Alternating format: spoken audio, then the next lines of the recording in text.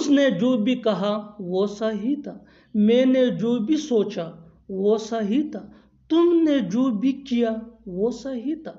इन जुमलों के लिए इंग्लिश का ये स्ट्रक्चर यूज होता है, whatever plus sentence plus comma plus was right. अच्छी तरह समझने के लिए कुछ मिसालें देखते हैं। उसने जो भी कहा वो सही था, whatever he said was right. Whatever he said was right. मैंने जो भी सोचा वो सही था, whatever I thought was right. Whatever I thought was right. तुमने जो भी किया वो सही था, whatever you did was right. मैं हैरान हूं तुमने ट्रेन कैसे मिस कर दी। मैं हैरान हूं उसने खुदकुशी क्यों की। मैं हैरान हूं वो वहां क्यों गया था। इन जुमलों में हम कह रहे हैं मैं हैरान हूं, इसके लिए आपको यूज करना होगा इंग्लिश में आई वंडर। आइए कंप्लीट स्ट्रक्चर देखते हैं। I wonder plus sentence. Sentence ये टेंस या सिचुएशन के हिसाब से चेंज होता रहेगा। आई वंडर ये वही के वही रहेगा, विच मीन मैं हैरान हूं। अच्छी तरह समझने के लिए कुछ मिसालें देखते हैं। मैं हैरान हूं तुमने ट्रेन कैसे मिस कर दी। I wonder how you missed the train. I wonder how you missed the train. मैं हैरान हूं उसने खुदकुशी क्यों की। I wonder why she committed suicide. I wonder why she committed suicide. मैं हैरान हूं वो वहां क्यों गया था। I wonder why he went there. सचमुच वो ईमानदार है। सचमुच तुम अच्छे हो। सचमुच वो पागल है। इन जुमलों में हम कह रहे हैं सचमुच, इसके लिए आपको यूज करना होगा इंग्लिश में इंडीड। आइए कंप्लीट स्ट्रक्चर देखते हैं। Indeed plus sentence. सेंटेंस ये टेंस या सिचुएशन के हिसाब से चेंज होता रहेगा, जबकि इंडीड वही के वही रहेगा, विच मीन सचमुच। अच्छी तरह समझने के लिए कुछ मिसालें देखते हैं। सचमुच वो ईमानदार है। Indeed he is honest. Indeed he is honest. सचमुच तुम अच्छे हो। Indeed you are good. वो दूध लाना भूल गया। मैं सब्जी लाना भूल गया। वो पानी लाना भूल गया। लाना भूल गया, इसके लिए आपको यूज करना होगा इंग्लिश में forgot to bring। आइए कंप्लीट स्ट्रक्चर देखते हैं। Subject plus forgot to bring plus object plus other words. अच्छी तरह समझने के लिए कुछ मिसालें देखते हैं। वो दूध लाना भूल गया, यानी उसने दूध नहीं लाया। वो दूध लाना भूल गया डे टू डे लाइफ का एक कॉमन सा सेंटेंस है जो रोज बोला या सुना जाता है। ही forgot to bring milk। He forgot to bring milk। ही ये सब्जेक्ट प्रोनाउन है जो सिंगुलर थर्ड पर्सन के लिए यूज होता है, विच मीन वो ये मेल यानी मुज़क्कर को रिप्रेजेंट करता है। forgot to bring मीन लाना भूल गया, मिल्क मीन दूध। बिल्कुल फार्मूले को हमने स्टेप बाय स्टेप फॉलो किया। Next example for better understanding. मैं सब्जी लाना भूल गया, यानी मैंने सब्जी नहीं लाया, मैं सब्जी लाना भूल गया हूँ। आई forgot to bring vegetable।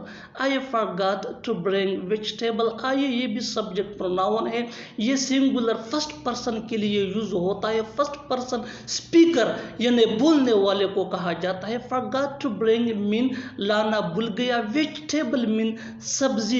ये भी हमारे डे टू डे लाइफ का एक कॉमन सेंटेंस है। One more example for better understanding. वो पानी लाना भूल गया, यानी उसने पानी नहीं लाया, वो पानी लाना भूल गया। ही forgot to bring water।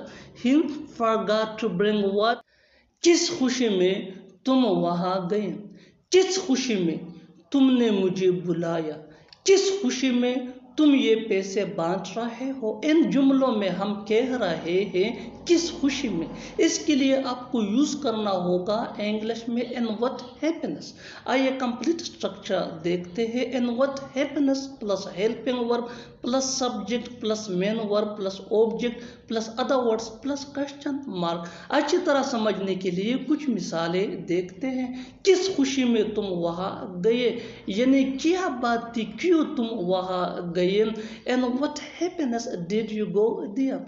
In what happiness did you go there? In what happiness mean किस खुशी में। did ये सिंपल पास्ट टेंस का हेल्पिंग वर्ब है। यू ये सब्जेक्ट प्रोनाउन है। विच मीन तुम। गो ये V1 है यानी first form of verb. Which mean जाना। देयर मीन वहाँ। बिल्कुल फार्मूले को स्टेप बाय स्टेप हमने फॉलो किया। नेक्स्ट एग्जाम्पल, किस खुशी में तुमने मुझे बुलाया, यानी क्यों तुमने मुझे बुलाया, किस खुशी में तुमने मुझे बुलाया। In what happiness did you invite me. सच कहूं तो मैं थक गया हूं, सच कहूं तो वो चला गया, सच कहूं तो वो पढ़ रहा है, सच कहूं तो वो यहाँ नहीं आया था। इन जुमलों में हम कह रहे हैं सच कहूं तो, इसके लिए आपको यूज करना होगा इंग्लिश में as a matter of fact. आइए कंप्लीट स्ट्रक्चर देखते हैं। As a matter of fact plus comma plus sentence. Sentence ये सिचुएशन के हिसाब से चेंज होता रहेगा। As a matter of fact ये वही के वही रहेगा। विच मीन सच कहूँ तो। पॉइंट नोट कीजिए कि as a matter of fact ये सेंटेंस के लास्ट में भी यूज हो सकता है और शुरू में भी यूज हो सकता है। आगे डिटेल से समझाता हूँ मिसालों से। Here are some example for better understanding. सच कहूँ तो मैं थक गया हूँ। As a matter of fact I am fed up. As a matter of fact I am fed up. As a matter of fact ये फार्मूला है, structure है। विच मीन सच कहूँ तो। आई फेड अप मीन मैं थक गया हूँ। बिल्कुल फार्मूले को हमने स्टेप बाय स्टेप फॉलो किया। One more example for better understanding. सच कहूँ तो वो चला गया। As a matter of fact he went. As a matter of fact he went. As a matter of fact mean सच कहूँ तो ही वेंट ये सिचुएशन के हिसाब से सेंटेंस है।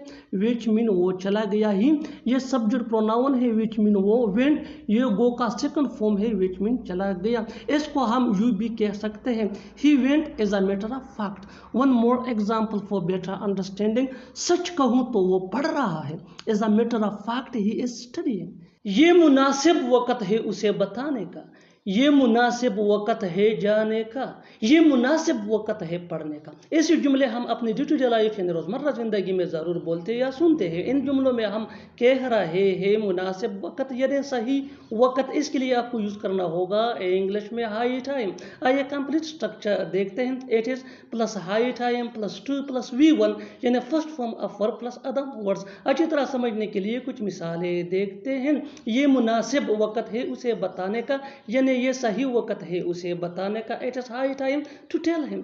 It is high time to tell him. ये मुनासिब वक़्त है जाने का। It is high time to go. It is high time to go. ये मुनासिब वक़्त है पढ़ने का, यानी ये सही वक़्त है पढ़ने का। It is high time to study. तुम्हें पढ़ाना आसान लगता है, मुझे खाना बनाना आसान लगता है, उसे इंग्लिश बोलना आसान लगता है। ऐसे जुमले हम अपने डे टू डे लाइफ यानी रोज़मर्रा ज़िंदगी में ज़रूर बोलते या सुनते हैं। इन जुमलों के लिए इंग्लिश का यह स्ट्रक्चर यूज़ होता है। Subject plus find it easy plus two plus V1 यानी first form of verb plus other words. अच्छी तरह समझने के लिए कुछ मिसालें देखते हैं। तुम्हें पढ़ाना आसान लगता है, you find it easy to teach. You find it easy to teach. मुझे खाना बनाना आसान लगता है। I find it easy to cook food. I find it easy to cook food. उसे इंग्लिश बोलना आसान लगता है। He finds it easy to speak English.